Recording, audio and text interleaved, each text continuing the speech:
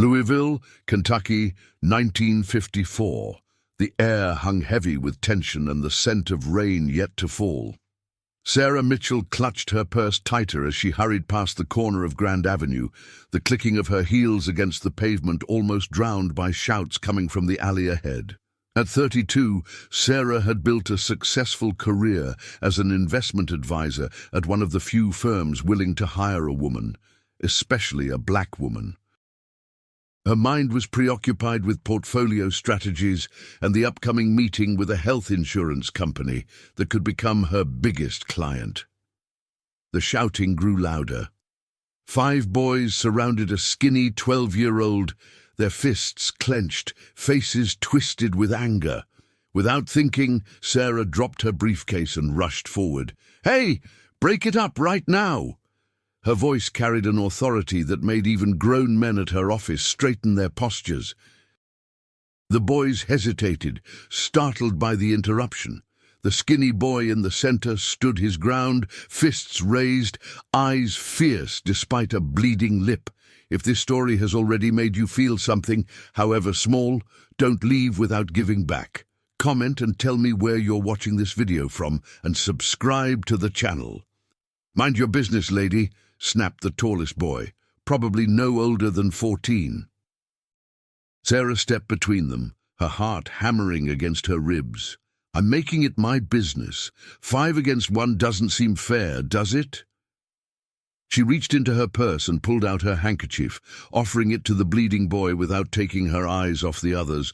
"Whatever this is about, it's over now."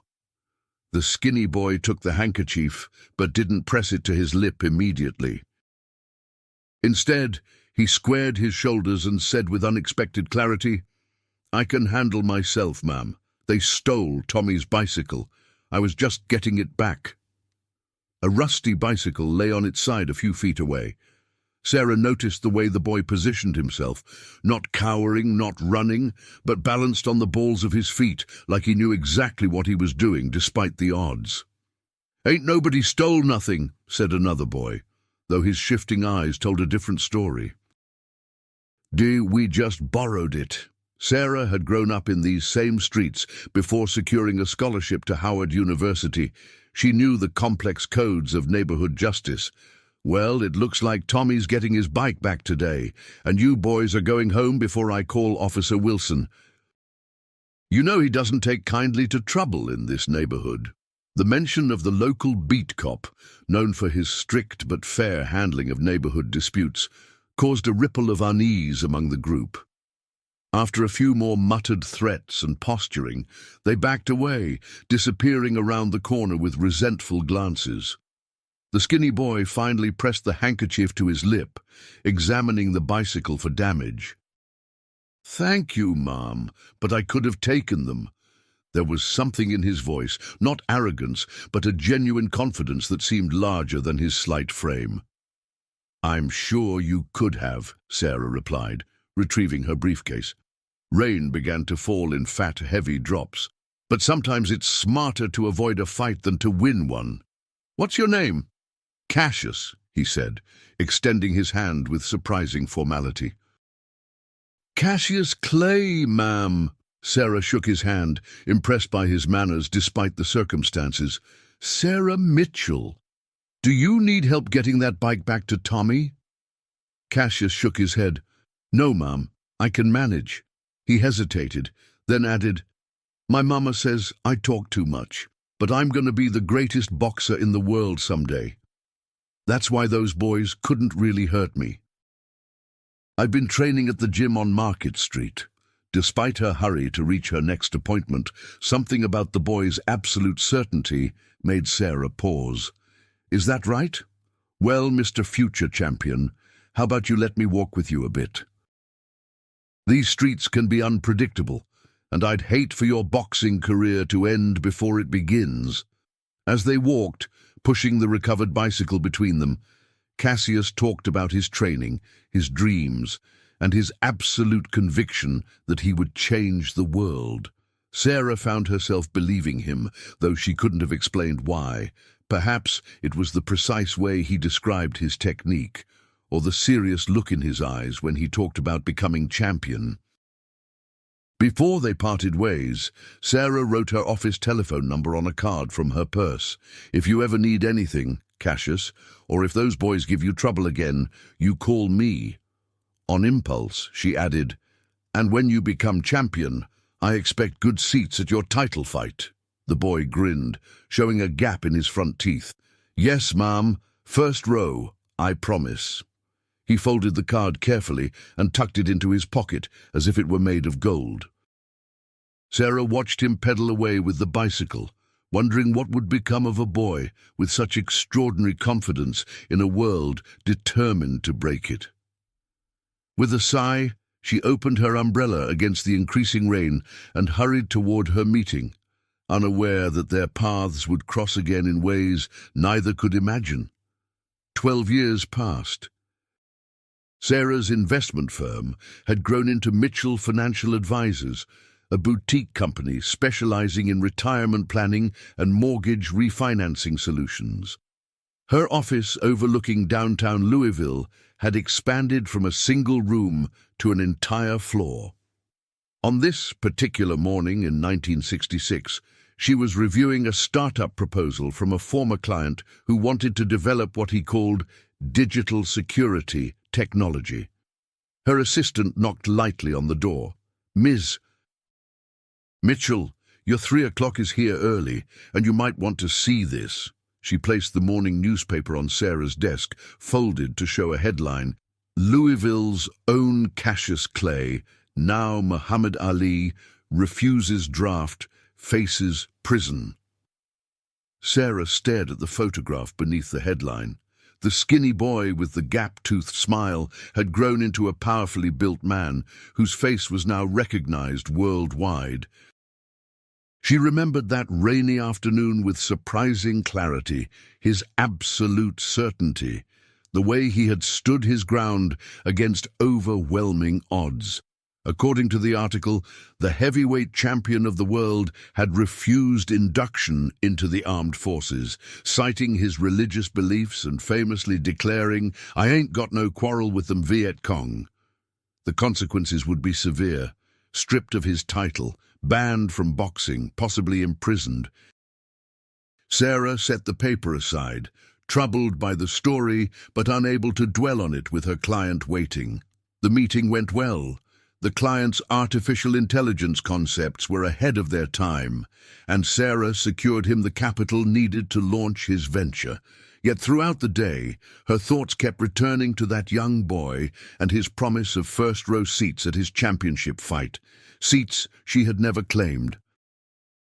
That evening, as Sarah prepared dinner in her newly purchased suburban home, the television in her living room broadcast footage of protesters outside the courthouse where Ali had appeared. The boxer stood tall amid the chaos, his face composed despite the anger surrounding him. Sarah moved closer to the screen, wooden spoon still in hand, as the camera zoomed in on Ali's face. "I ain't afraid of jail," he was saying to reporters. "I ain't afraid of nothing when I'm doing what's right." The same certainty she had witnessed in the alley, the same unflinching stance, but now, instead of neighborhood bullies, he faced the full weight of the United States government. Sarah's telephone rang, startling her from her thoughts. It was Marcus, her younger brother who worked as a health insurance broker in Chicago. "You seeing this, sis?" Marcus didn't wait for her answer. "Man's giving up everything for what he believes in. They're calling him a traitor, but I think he's the bravest man in America right now." Sarah stirred her forgotten soup, which had begun to bubble over. "I met him once, you know, when he was just a boy." "You what? Get out of here, you never told me that." "It wasn't important then," Sarah said, turning down the stove's heat. "Just a kid in a fight. I broke it up. We talked. That was it. That was it." "Sarah, that's Muhammad Ali you're talking about." After hanging up, Sarah went to her home office and opened her filing cabinet. Behind her tax documents was a folder labeled Keepsakes. Inside, Among her university diploma and parents' photographs was a yellowed newspaper clipping from 1960, Louisville boxer Cassius Clay wins Olympic gold. She had saved it on a whim, remembering the determined boy who had vowed to become champion. Now he had become not just a champion, but a symbol, controversial, divisive, but undeniably powerful. Sarah wondered if he remembered the woman who had stepped between him and trouble on a rainy Louisville afternoon. Probably not. Their encounter had been brief, insignificant in the grand story of his life. The following week, Sarah found herself driving past the old neighborhood where she had grown up. Urban renewal projects were transforming parts of Louisville, with new real estate developments replacing familiar landmarks. On impulse, she turned down Grand Avenue, searching for the alley where she had encountered young Cassius. It was still there, though the buildings on either side had changed. Sarah parked her car, a new Cadillac that represented her hard-won success, and stood at the alley's entrance. A group of children played nearby, their shouts echoing against brick walls that had witnessed generations of similar games. "You looking for something, Mom?" A middle-aged man approached, wiping his hands on a shop apron. "Just remembering," Sarah replied. "I grew up around here a long time ago." The man nodded. "Place changes, doesn't it? Not always for the better." He gestured toward the children. "But some things stay the same." "Kids still playing, still dreaming, like that one there, always talking about being the next Muhammad Ali?" Sarah followed his gaze to a small boy shadowboxing near a lamppost, throwing precise combinations at an imaginary opponent. "Is that right?" "Sure is. Since Ali took his stand, every kid in the neighborhood wants to be just like him. Not just for the boxing, you understand. For the courage." As Sarah drove home, she thought about courage and consequences, about standing up for one's beliefs despite overwhelming opposition. Her own career had required a different kind of courage. The persistence to succeed in a white-dominated, male-dominated industry. But she had worked within the system, careful never to challenge it too directly. That night, Sarah wrote a letter to Muhammad Ali. She didn't expect a response. Surely he received thousands of letters from far more important people. But she described their brief encounter, expressed her admiration for his courage, and enclosed a check to his legal defense fund. After signing it, she hesitated, then added a postscript. "You once promised me first-row seats to your championship fight. I never claimed them, but I've been watching from afar. You're fighting a different kind of battle now, but I believe you'll be champion in this arena too." She mailed the letter the next morning, then turned her attention back to her expanding business and the challenges of navigating an economy increasingly dominated by technology companies and digital innovation. Winter 1970. Sarah's company had weathered economic downturns through diversification, and she had recently opened a second office in Atlanta.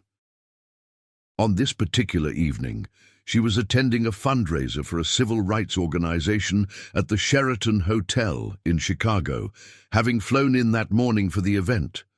The ballroom glittered with crystal chandeliers and the jewelry of Louisville's black elite, doctors, lawyers, business owners who had succeeded despite systemic obstacles. Sarah moved through the crowd with practiced ease, exchanging business cards and pleasantries. At 48, silver threading through her dark hair, she had mastered the art of networking while maintaining authentic connections. "Ms. Mitchell," a young man in a well-tailored suit approached. "I'm Herbert Muhammad. I believe you sent a letter to my client about 3 years ago." Sarah's champagne glass paused halfway to her lips. "Your client?" "Muhammad Ali." Herbert smiled at her surprise. "He remembers you, Ms. Mitchell. He's asked me to invite you to join his table this evening." Sarah followed Herbert across the ballroom, heart inexplicably racing. At a table near the stage sat Muhammad Ali, deep in conversation with an older gentleman. Even seated, his presence commanded attention. When he looked up and saw Sarah approaching, recognition flickered across his face, followed by a broad smile. "Ms. Sarah Mitchell," he said, rising to his feet with the grace of a natural athlete. "I'm the lady with the handkerchief." "You remember?" Sarah said, astonished. "I remember everyone who shows kindness when they don't have to." Ali gestured to an empty chair beside him. "Please join us. We have a lot to catch up on." Throughout dinner, Ali alternated between charismatic storytelling that entertained the entire table and quiet conversation with Sarah. He had indeed received her letter during his darkest days, when his boxing license had been revoked and his income had vanished overnight. "That check helped more than you know," he told her. "Not just the money, though that was needed, but knowing someone remembered me from before all this, remembered me as just a boy trying to do right. That meant something." "You were quite memorable," Sarah replied. "Not many 12-year-olds would take on 5 boys to return a stolen bicycle," Ali laughed. "I was foolhardy back then. Still am, according to some." "Principled," Sarah corrected. "There's a difference." As the evening progressed, they discovered connections beyond their chance meeting. Sarah's brother Marcus had become involved with Ali's business interests through mutual contacts in the insurance industry. Ali himself had invested in several startups focused on data analytics that were revolutionizing sports training, companies Sarah had evaluated for her clients. When the formal program ended and guests began to depart, Ali asked if Sarah would meet him for coffee the following afternoon. "I have a proposition for you, a business matter." The next day, in a quiet corner of the hotel restaurant, Ali explained that he was planning for life after boxing. Though the Supreme Court had overturned his conviction and he was fighting again, he knew his career had a limited time span.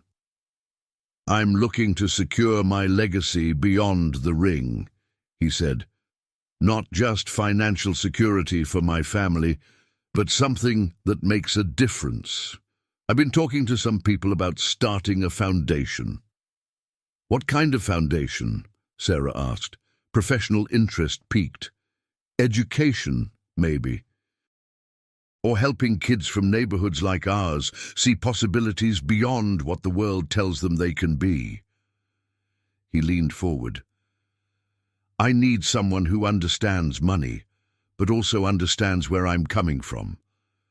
Someone who won't just see dollar signs when they look at me." Sarah thought of the skinny boy standing his ground in an alley, of the principled man who had sacrificed his title for his beliefs. "Are you offering me a job, Mr. Ali?" "I'm offering you a partnership," he corrected. "Your expertise, my name. We could do something that matters." By the time Sarah's plane lifted off from Chicago's O'Hare Airport the next day, she had agreed to consult on the creation of what would eventually become the Muhammad Ali Foundation. It wasn't charity work. Ali insisted on paying her standard consulting fees, but it represented something beyond profit margins and investment returns.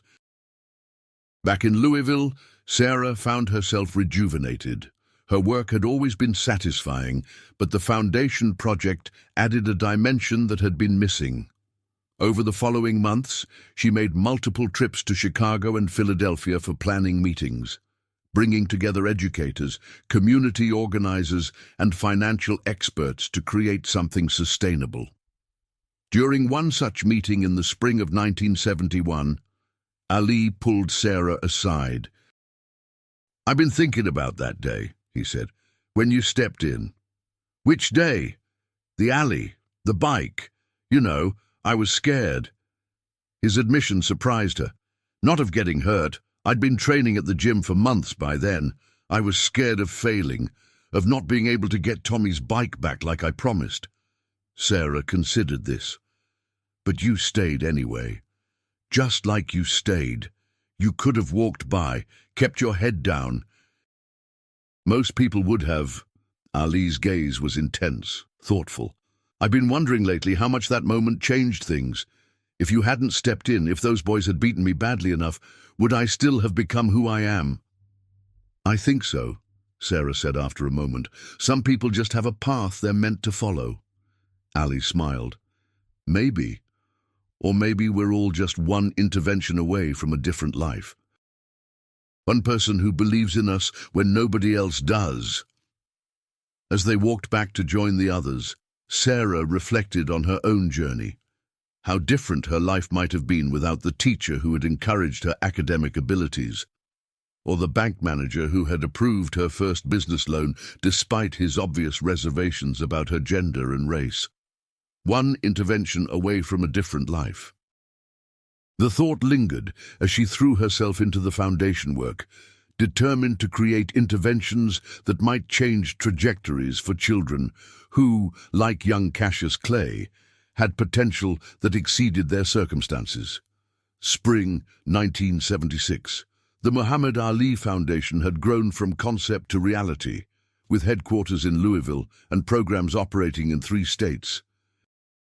Sarah had scaled back her involvement with Mitchell Financial Advisors, appointing a CEO to handle day-to-day operations while she focused on the foundation's expansion.